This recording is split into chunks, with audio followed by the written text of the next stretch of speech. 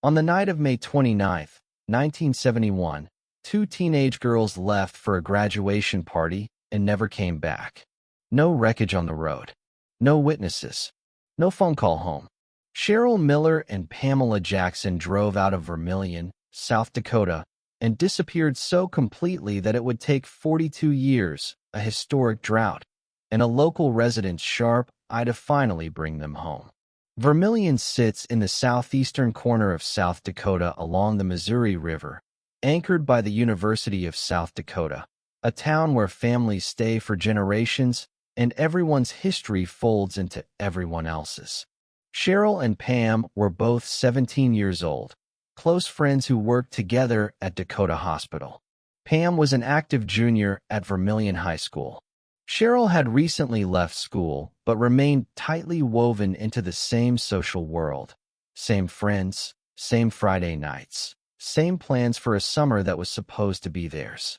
That evening, Cheryl borrowed her grandfather Nick Jensen's car, a 1960 Studebaker Lark, and drove to pick up Pam.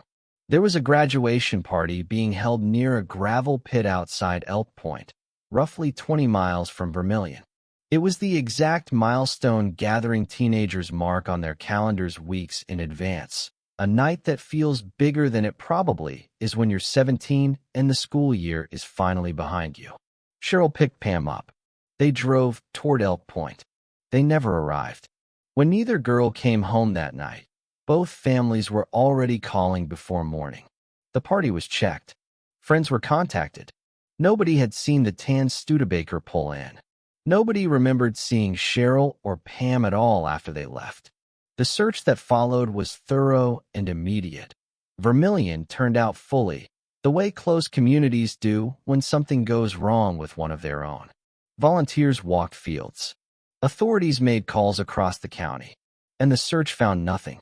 No car, no physical evidence, no indication of what had happened on that 20-mile stretch of gravel road between Vermilion and the party that was already underway without them. Nick Jensen's Studebaker, Cheryl, and Pam had vanished without leaving a single recoverable trace. Pearl Jensen, Cheryl's grandmother, Nick's wife, held on through those first 2 weeks. She stayed close to home, waiting for word, for a sighting, for anything. She died on June 12, 1971, exactly 14 days after her granddaughter disappeared. A quiet tragedy inside a much larger mystery. Her obituary ran in the local paper while the search was still technically active, while investigators were still making calls, while the possibility that Cheryl and Pam might still be found alive somewhere had not yet been fully surrendered. During those first crucial days, search teams focused entirely on the region's most obvious bodies of water. The Missouri River was wide, deep, and close enough to Vermilion that investigators considered it the most likely place a car could disappear without trace.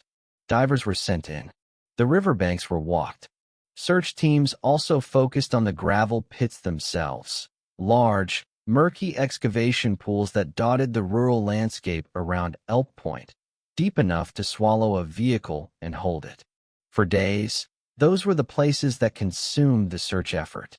Brule Creek, by comparison, barely registered.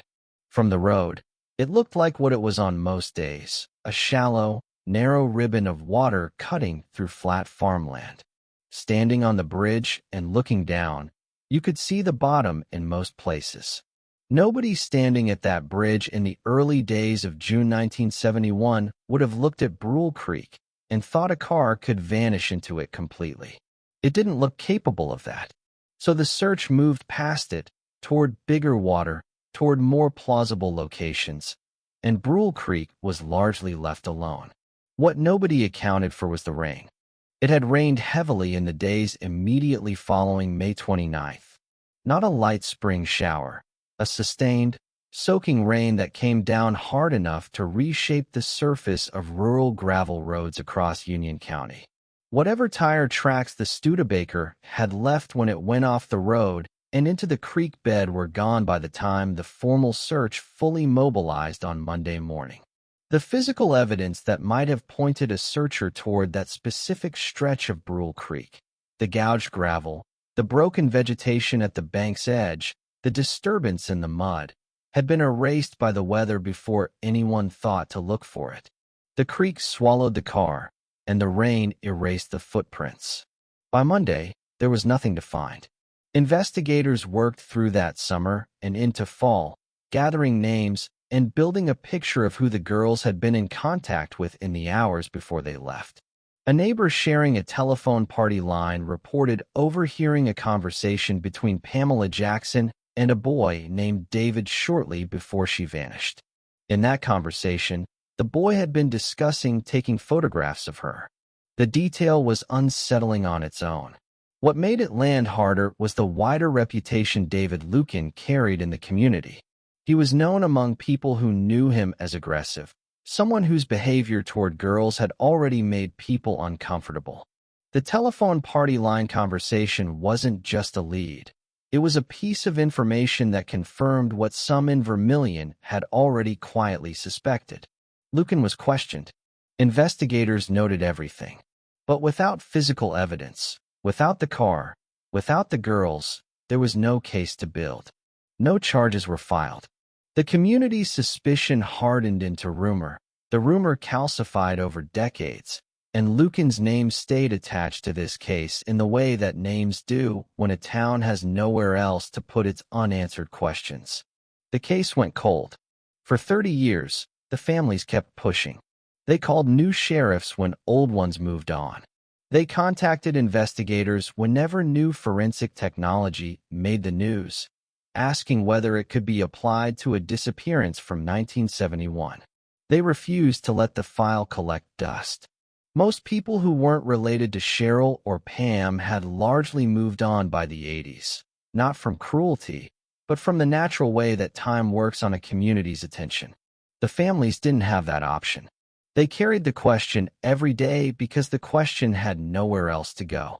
Then, around the year 2000, a man named Robert Burgett came forward claiming he knew exactly what had happened on the night of May 29, 1971.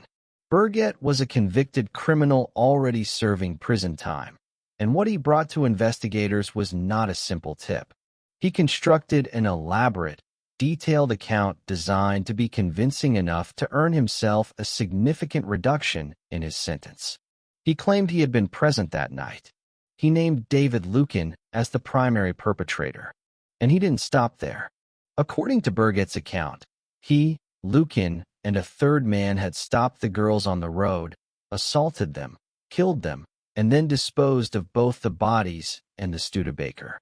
To explain why no car had ever been found, Burgett claimed the vehicle had been crushed at a local scrapyard, or alternatively, buried somewhere on the Lukin family farm.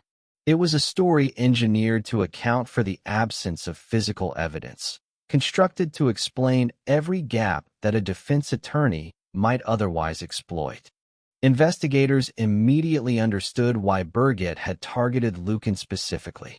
By 2000, Lukin was already a marked man, serving a 227-year prison sentence for an unrelated case involving rape and kidnapping. He was precisely the person a jailhouse informant would point a finger at, already convicted of serious violent crimes, already known to investigators from the 1971 questioning, already the name that had circulated through Vermilion's rumor mill for 3 decades. Burgett's accusation arrived preloaded with apparent plausibility. The community had always suspected Lukin. Now someone was saying it under oath. The state acted on Burgett's account with full force. Investigators obtained warrants and descended on the former Lukin property with heavy machinery.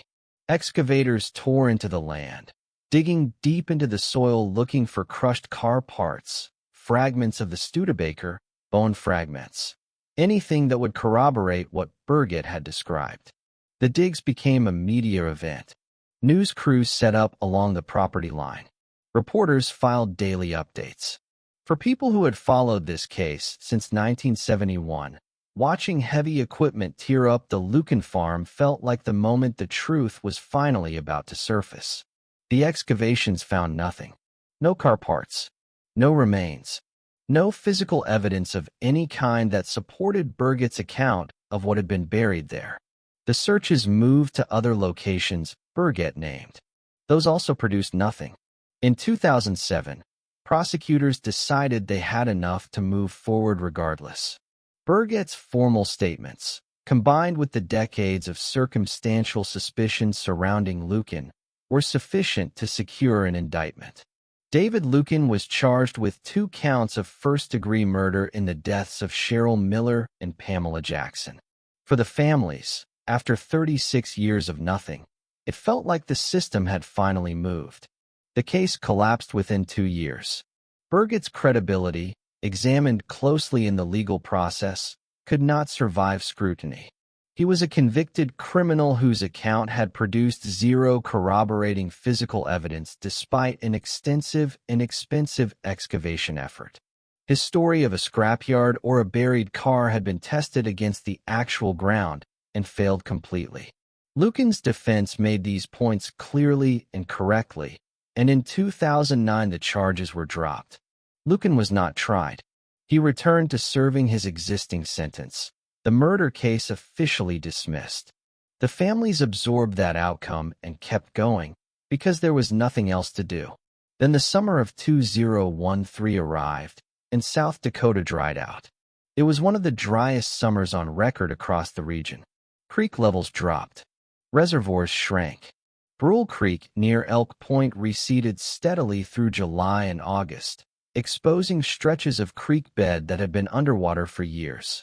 By September, water levels had dropped to depths not seen in living memory for most people in the area. On a blistering September day, a local resident named Matthew Miller was near the creek, checking a stock well, moving through the landscape he knew as routine farmland, when something caught his eye from the bank.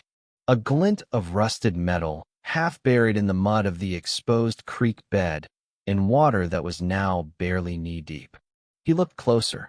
What he was seeing wasn't a farm implement or random debris. It was the undercarriage of an overturned vehicle, wheels facing upward. A car, sitting upside down in what had once been several feet of water, now exposed by a drought that had been decades in the making. He called it in.